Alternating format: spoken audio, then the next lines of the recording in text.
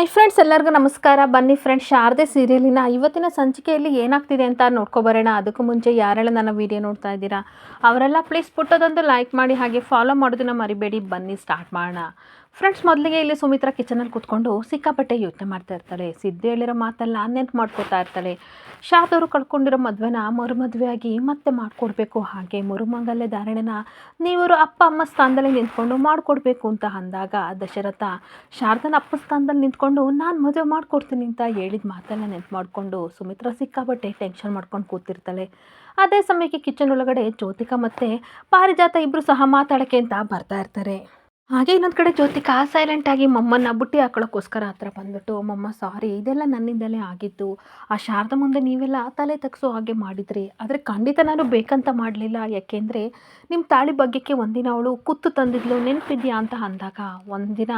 Shoot ಮಾಡೋಕ್ಕೆ ಹೋಗ್ತಿರ್ಬೇಕಾದ್ರೆ ದಶರಥನಿಗೆ shoot ಮಾಡಿರೋ ಸಿಚುವೇಶನ್ನ ಈ ಕಡೆ ಸುಮಿತ್ರಾ ನೆನ್ಪು ಮಾಡ್ಕೋತಾ ಇರ್ತಾಳೆ. ಹಾಗೆ ಅಳೋದನ್ನೆಲ್ಲ ಅವಳು ನೆನ್ಪು ಮಾಡ್ಕೋತಿರ್ಬೇಕಾದ್ರೆ ಎಲ್ಲ ನನ್ನಿಂದಲೇ ಆಗಿದ್ದು, ಆ ಶಾರದ ನನ್ನನ್ನು ಪ್ರವೋಟ್ ಮಾಡ್ತಾ ಇದ್ಲು, ಹಾಗಾಗಿ ನಾನು ಆ ರೀತಿ ಕೋಪ ಮಾಡಿಕೊಂಡೆ ಅಷ್ಟೇ, ದಯವಿಟ್ಟು ನನ್ನನ್ನು ಕ್ಷಮಿಸಿ ಮಮ್ಮ ಅಂತ ನಾಟಕ ಮಾಡಿಕೊಂಡು ಕಾಲು ಹಿಡ್ಕೊಳಕ್ಕೆ ಹೋಗ್ತಿರ್ಬೇಕಾದ್ರೆ ಜೋ ಏನು ಮಾಡ್ತಿದ್ಯಾ ಅಂತ ಅಂದಾಗ, ಇನ್ನೇನು ಮಾಡಲಿ ಮಮ್ಮ ನೀವೇ ಹೇಳಿ, ಮರುಮಾಂಗಲ್ಯ ಧಾರಣೆ ನೀವಿಬ್ಬರು ನಿಂತ್ಕೊಂಡು ಮಾಡಬೇಕು ಅಂತ ಅಂದರೆ ನನಗೆಷ್ಟು ಕೋಪ ಬರುತ್ತೆ ಅಂತ ಡ್ರಾಮಾ ಮಾಡ್ತಾ ಇರ್ತಾಳೆ. ಹಾಗೆ ಏನು ಗೊತ್ತು ಮಮ್ಮ, ಪಾಪ ದೀಪು ನನ್ನನ್ನು ಪಿಕಪ್ ಮಾಡೋಕ್ಕೆ ಬನ್ನಿ ಅಂತ ಹೇಳಿದ್ಲು, ಅದಕ್ಕೋಸ್ಕರ ನಾನು ಹೊರಟೋಗ್ತಾ ಇದ್ದೆ. ಆದರೆ ನನ್ನ ಮಗಳನ್ನ, ನನ್ನ ಗಂಡನ ನನ್ನಿಂದ ಕಿತ್ಕೋತಾ ಇದೆಯಾ ಅಂತ ನನ್ನನ್ನು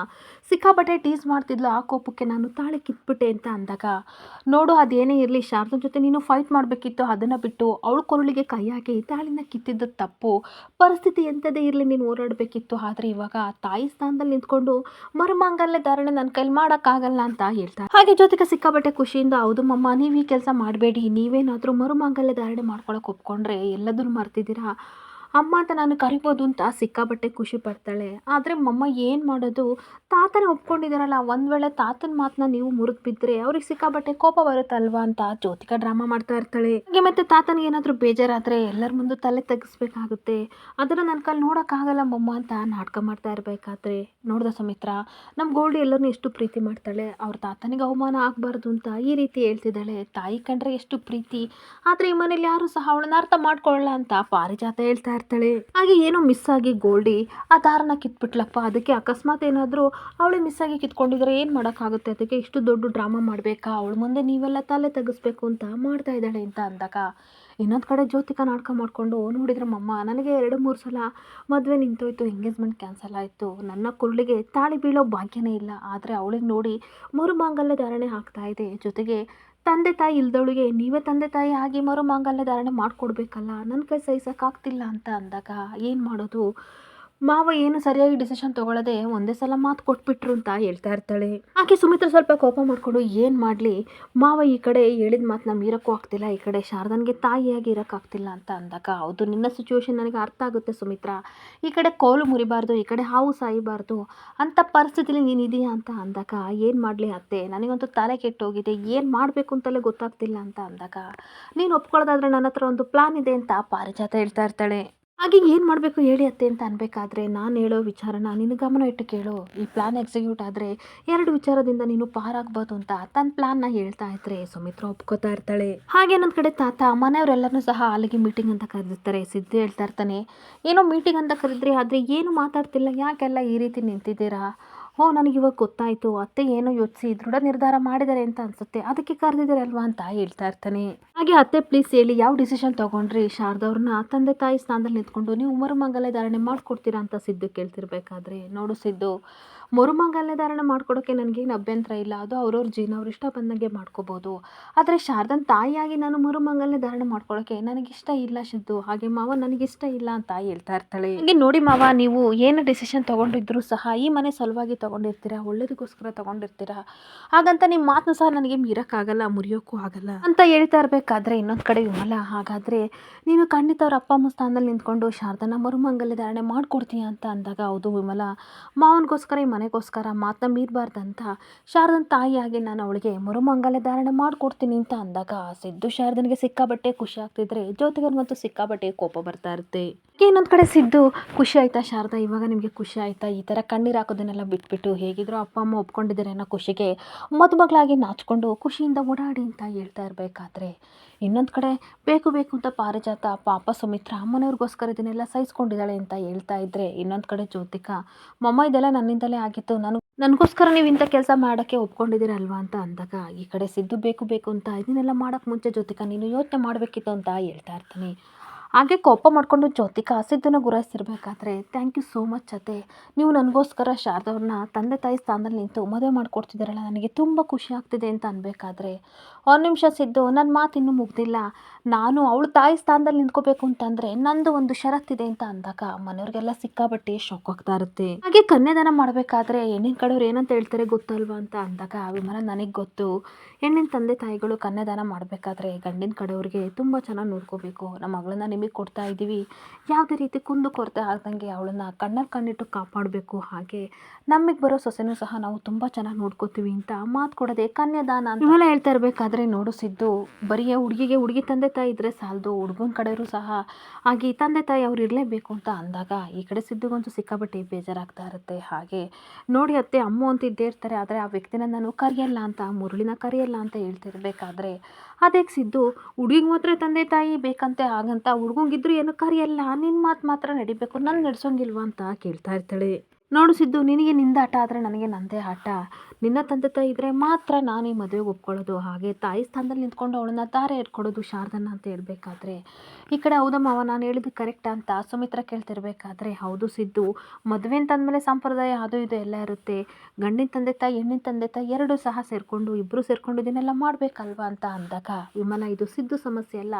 ನನ್ನ ಸಮಸ್ಯೆ, ನಾನಂತೂ ಕರೆಯಕ್ಕೆ ಬಿಡಲ್ಲ ಅಂತ ಹಠ ಮಾಡ್ತಾ ಇರ್ತಾಳೆ. ಹಾಗೆ ನನ್ನ ಜೀವನದಲ್ಲಿ ನನ್ನ ಮಗನ ಜೀವನದಲ್ಲಿ ಅವರಿಲ್ಲ ಅಂದಮೇಲೆ ಏನು ಕರಲಿ ಸುಮಿತ್ರಾ ಅಂತ ಅನ್ಬೇಕಾದ್ರೆ ಅದು ಹಿಂಗೆ ಹೇಳ್ತೀಯ, ಪ್ರಾಬ್ಲಮ್ಗಳು ಸಮಸ್ಯೆಗಳು ನೂರಾರು ಇರ್ತವೆ, ಒಂದಕ್ಕೊಂದು ಲಿಂಕ್ನ ನಾವು ಮಾಡಬಾರ್ದು, ಇವಾಗ ನಾನೇನು ಶಾರದನ ಎತ್ತು ತಾಯಿ ಇಲ್ಲ ತಾನೇ, ಆದರೂ ಸಹ ತಂದೆ ತಾಯಿ ಸ್ಥಾನದಲ್ಲಿ ನಿಂತ್ಕೊಂಡು ನಾವಿಬ್ಬರು ಮರುಮಂಗಲ್ಯ ಧಾರಣೆ ಮಾಡಿಕೊಡ್ತೀವಿ ಅಂತ ಅಂದಮೇಲೆ ಮುರಳಿ ಮಾವ ಬಂದರೆ ಮಾತ್ರ ನಾನು ಈ ಮದುವೆಗೆ ಒಪ್ಪೋದು ಅಂತ ಸುಮಿತ್ರಾ ಖಂಡಿತವಾಗಿ ಹೇಳ್ತಿರ್ಬೇಕಾದ್ರೆ ಇನ್ನೊಂದು ಕಡೆ ದಶರಥ ಪ್ಲೀಸ್ ಅರ್ಥ ಆಗ್ತಿದೆಯಾ ಸಿದ್ದು, ನೀನು ಹೋಗಿ ನಿಮ್ಮಪ್ಪನ ಒಪ್ಪಿಸಿ ಕರ್ಕೊಬಾ, ಖಂಡಿತ ಸುಮಿತ್ರಾ ಒಪ್ಕೋತಾಳೆ ಅಂತ ಅಂದಾಗ ಶಾರದಾ ಕಣ್ಣೀರು ಹಾಕ್ಕೊಂಡು ಬೇಡ, ನನ್ನಿಂದ ಸಿದ್ಧ ಸರ್ಗಾಗಲಿ ವಿಮಲಮ್ಮನಿಗಾಗಲಿ ಸಿಕ್ಕಾಬಟ್ಟೆ ನೋವಾಗಿದೆ, ಮತ್ತೆ ನೋವು ಕೊಡೋಕ್ಕೆ ಇಷ್ಟ ಇಲ್ಲ, ನೋಡಿ ಅಮ್ಮ ಒಂದಲ್ಲ ಒಂದು ದಿನ ನೀವು ನನ್ನನ್ನು ಮಗಳು ಅಂತ ಒಪ್ಕೋತೀರಾ, ಅಲ್ಲಿವರೆಗೂ ನಾನು ಕಾಯ್ತೀನಿ, ಈ ಮದುವೆನೇ ಬೇಡ ಅಂತ ಅಂದಾಗ ಸಿದ್ಧೆ ಹೇಳ್ತಾ ಇರ್ತಾನೆ, ಬೇಡ ಶಾರದವ್ರೆ ನೀವೇನ್ಕ್ರಿ ಬೇಜಾರು ಮಾಡ್ಕೋತೀರಾ, ಹೇಗಾದರೂ ಮಾಡಿ ಅಪ್ಪನ ಒಪ್ಪಿಸಿ ಈ ಮದುವೆಗೆ ಕರ್ಕೊಂಡು ಬಂದೇ ಬರ್ತೀನಿ, ಅವರು ನಿಂತು ನಮ್ಮಿಬ್ಬರನ್ನ ಮದುವೆ ಮಾಡಿಕೊಡ್ತಾರೆ ಅಂತ ಅಂದಾಗ ಜ್ಯೋತಿಕನಿಗೂ ಪಾರಿಜಾತನಿಗೂ ಸಿಕ್ಕಾಬಟ್ಟೆ ಶಾಕ್ ಮೇಲೆ ಶಾಕ್ ಆಗ್ತಾ ಇರುತ್ತೆ. ಹಾಗೆ ಇನ್ನೊಂದು ಕಡೆ ವಿಮಲ ವೈದೇಹಿಗೆ ಮುರಳಿ ತಾಳಿ ಕಟ್ಟಿದ್ದನ್ನು ನೆನಪು ಮಾಡ್ಕೊಂಡು ಸಿಕ್ಕಾಬಟ್ಟೆ ಕಣ್ಣೀರಾಗ್ತಿರ್ಬೇಕಾದ್ರೆ ಶಾರದಾ ನೀರು ತೊಗೊಂಡು ಬಂದು ಕುಡೀರಿ ಅಮ್ಮ ಸಮಾಧಾನ ಮಾಡ್ಕೊಳ್ಳಿ ಅಂತ ಹೇಳ್ತಾ ಇರ್ತಾಳೆ. ಅಷ್ಟೊತ್ತಿಗೆ ಸಿದ್ದನು ಬರ್ತಾನೆ, ಅಮ್ಮ ಪ್ಲೀಸ್ ಏನಕ್ಕೆ ಇಷ್ಟು ಬೇಜಾರು ಮಾಡ್ಕೊಂಡಿದ್ದೀರಾ ಅಂತ ಅಂದಾಗ ಏನಿಲ್ಲ ಅಂತ ಅನ್ಬೇಕಾದ್ರೆ ನಿಮ್ಮ ಮನಸ್ಸಲ್ಲಿ ಏನಾಗ್ತದೆ ಅಂತ ನಮಗೆ ತುಂಬ ಚೆನ್ನಾಗಿ ಗೊತ್ತು, ದಯವಿಟ್ಟು ನಿಮ್ಮ ಮನಸ್ಸಲ್ಲಿ ಏನಿದೆ ಅಂತ ಅನ್ನೋದನ್ನು ಮನಸ್ಸು ಬಿಚ್ಚಿ ಮಾತಾಡಿ ಅಮ್ಮ ಅಂತ ಶಾರದಾ ರಿಕ್ವೆಸ್ಟ್ ಮಾಡ್ಕೊತಿರ್ಬೇಕಾದ್ರೆ ಏನು ಗೊತ್ತಾ ಶಾರದಾ, ಏನು ಗೊತ್ತಾ ಸಿದ್ದು, ಈ ಕಡೆ ಸುಮಿತ್ರಾ ನಿಮ್ಮಿಬ್ಬರು ಮದುವೆ ಆಗಬೇಕು ಅಂತ ಅಂದರೆ ಮುರಳಿನ ಮನೆ ಕರೀಲೇಬೇಕು ಅಂತ ಹೇಳ್ತಿದ್ದನಲ್ಲ, ಅದ್ರ ಬಗ್ಗೆ ಯೋಚನೆ ಮಾಡ್ತಿದ್ದೆ ಅಂತ ಹೇಳ್ತಾ ಇರ್ತಾಳೆ. ಸಿದ್ದು ಹೇಳ್ತಾ ಇರ್ತಾನೆ, ನನಗೆ ಗೊತ್ತಮ್ಮ ನೀನು ಅಪ್ಪನ ಎಷ್ಟು ಪ್ರೀತಿ ಮಾಡ್ತಿದ್ದೆ, ಆದರೆ ಅವರಿಗೆ ನಿನ್ನನ್ನು ಉಳಿಸ್ಕೊಳ್ಳೋ ಯೋಗ್ಯತೆ ಅರ್ಹತೆ ಎರಡೂ ಇಲ್ಲ, ನಿನ್ನ ಪ್ರೀತಿನ ಕಳ್ಕೊಬಿಟ್ಟಿದ್ದಾರೆ, ಎಷ್ಟು ನಂಬಿದ್ದೆ, ನಿನಗೆ ಬೆನ್ನಿ ಚೂರಿ ಹಾಕ್ಬಿಟ್ರು, ಬೇರೆ ಹುಡುಗಿ ಜೊತೆ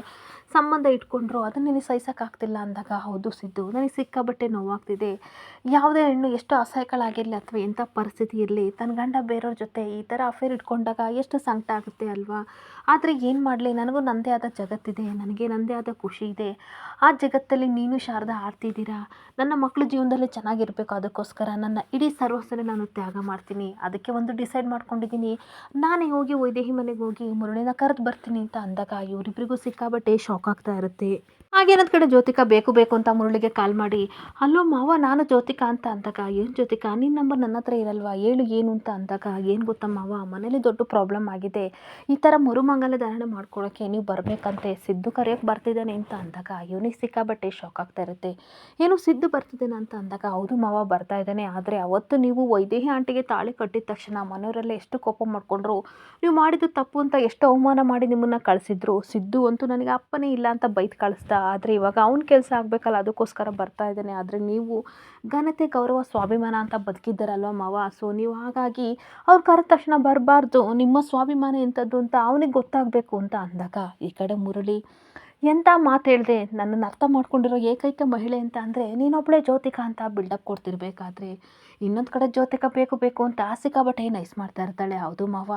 ಸ್ವಾಭಿಮಾನ ಅಂತ ಅಂದರೆ ನೀವು ಅಂತಂದರೆ ಸ್ವಾಭಿಮಾನ, ಯಾವುದೇ ಕಾರಣಕ್ಕೂ ಸಹ ನೀವು ಇದಕ್ಕೆ ಒಪ್ಪಬೇಡಿ, ನೀವೇನು ಅಂತ ಅವನಿಗೆ ತೋರಿಸ್ಬೇಕು ಅಂತ ಅಂದಾಗ ನೋಡ್ತಾ ಇರೋ ಜ್ಯೋತಿಕಾ ಮನೆ ಬಾಗಿಲಿಗೆ ಬರಲಿ, ಖಂಡಿತ ನಾನು ಬರಲ್ಲ, ಬಡ್ಡಿ ಸಮೇತ ಅವನ ಮೇಲೆ ಯಾವ ರೀತಿ ನಾನು ಸೇಡ್ ತೀರಿಸ್ಕೋತೀನಿ ಅಂತ ಜ್ಯೋತಿಕನಿಗೆ ಪ್ರಾಮಿಸ್ ಮಾಡ್ತಾ ಇರ್ತಾನೆ. ಹಾಗೆ ಇನ್ನೊಂದು ಕಡೆ ವಿಮಲ ನಾನೇ ಹೋಗಿ ಖುದ್ದಾಗಿ ಕರೆದು ನೀವು ಮಗನ ಮದುವೆನ ಅಚ್ಚುಕಟ್ಟ ಮಾಡ್ಕೊಡ್ಬೇಕಂತ ಹೇಳ್ತೀನಿ ಅಂತ ಅಂದಾಗ ಸಿದ್ದು ಶಾರದಾ ಬೇಡಮ್ಮ, ನಿಮ್ಮ ಸ್ವಾಭಿಮಾನ ಪಕ್ಕಕ್ಕಿಟ್ಟು ಆ ಮನುಷ್ಯನ ಕರೆಯೋಕ್ಕೆ ಹೋಗಬೇಡಿ,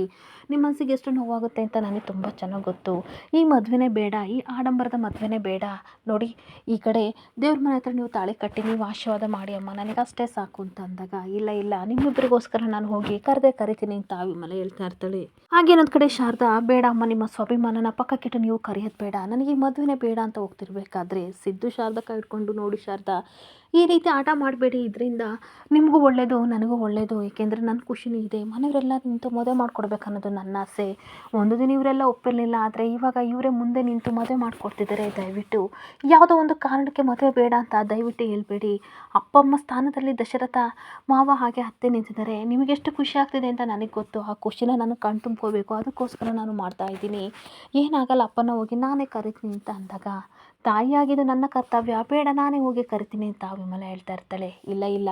ನನ್ನ ಸ್ವಾಭಿಮಾನನ ಪಕ್ಕಕ್ಕಿಟ್ಟು ನಮ್ಮ ಅಪ್ಪನ ಮುಂದೆ ತಲೆ ತೆಗೆಸಿ ನಾನು ಕರಿತೀನಿ, ಬೇರೆಯವರೆಲ್ಲ ಒಂದಾಗ್ತಾರೆ, ಈ ಕುಟುಂಬ ಒಂದಾಗುತ್ತೆ ಅಂತ ಅಂದರೆ ನಾನು ತಲೆ ತೆಗ್ಸೋಕ್ಕೆ ರೆಡಿ ಇದ್ದೀನಿ. ಅಪ್ಪ ನಮಗೆ ಮೋಸ ಮಾಡಿರ್ಬೋದು, ನಮ್ಮ ಪ್ರೀತಿನ ಕಿತ್ಕೊಂಡಿರ್ಬೋದು, ಆದರೆ ಯಾವತ್ತಿದ್ರೂ ಅಪ್ಪನೇ ಅಲ್ವಾ ಅಮ್ಮ, ನಾನೇ ಹೋಗಿ ಕರಿತೀನಿ ಅಂತ ಅಂದಾಗ ಮಗನ ನೀನು ಎಷ್ಟು ದೊಡ್ಡವನಾಗಿದೆಯಾ, ಹಾಗೆ ಎಷ್ಟು ತಿಳುವಳಿಕೆ ಮಾತಾಡ್ತೀಯಾ ಅಂತ ವಿಮಲ ತನ್ನ ಮಗ ಸಿದ್ದನ ಹಗ್ ಮಾಡಿಕೊಂಡು ಕಣ್ಣೀರಾಗ್ತಾ ಇರ್ತಾಳೆ. ಇಲ್ಲಿಗೆ ಸಂಚಿಕೆ ಎಂಡ್ ಆಗ್ತಿದೆ. Thank you for the watching friends.